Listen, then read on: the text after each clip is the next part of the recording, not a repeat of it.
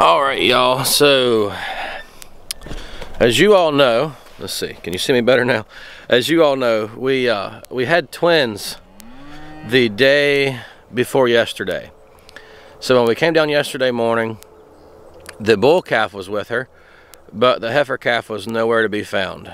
And the guy that owns the cows had told me the heifer calves a lot of times will have trouble nursing on this cow because her teats get so big and engorged she can't get them in her mouth. So we were worried sick. So literally all day yesterday I was spent searching for this heifer calf, and I took the bull calf and we wired 4 gates together and brought him down here and then wired them together to put him in like a little makeshift corral.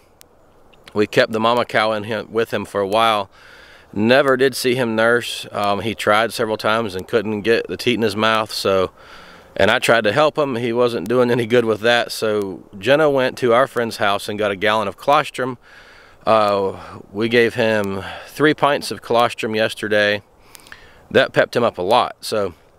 And he's been trying to nurse since. Now we've got some more to offer him today. We'll see if he needs it. But just before dark yesterday, well, I'd let the mama cow out hoping she would go find her calf. But right before dark, I had let the mama cow out for several hours, and she went around kind of bawling for the other calf and nothing. So right before dark yesterday, she was laying down chewing her cud, and I thought, where in the world is that calf? So I drove the tractor up near her and just cut it off and was listening. And I heard some crashing in the woods up on the neighbor's property on the ridge, and then I heard a real low calf bawl, and she immediately jumped up, the mama did, and started bawling for it. So there was our heifer calf. After all day of searching, we finally found her. I brought her down, or Kylie actually carried her down to the pen, put her in the pen with her twin brother.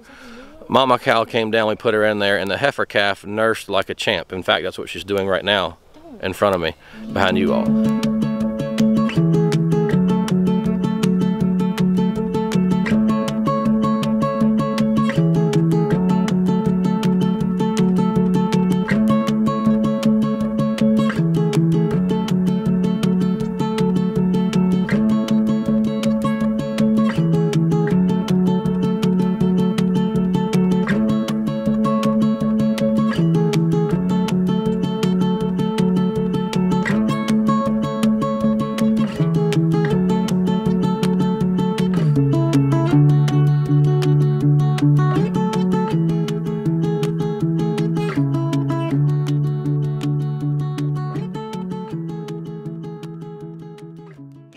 Derek went down this morning to check on the cows, and this calf, little bull calf, was born 2 days ago.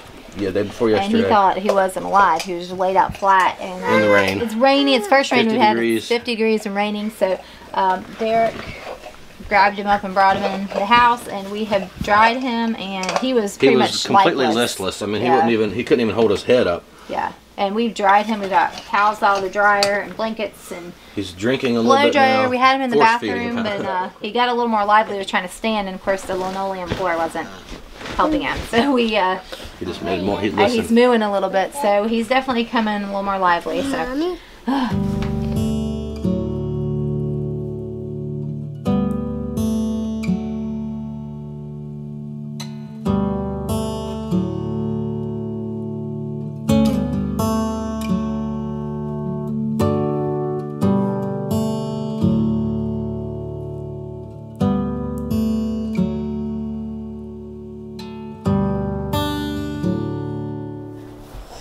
Okay, y'all, so we talked about T200 having twins.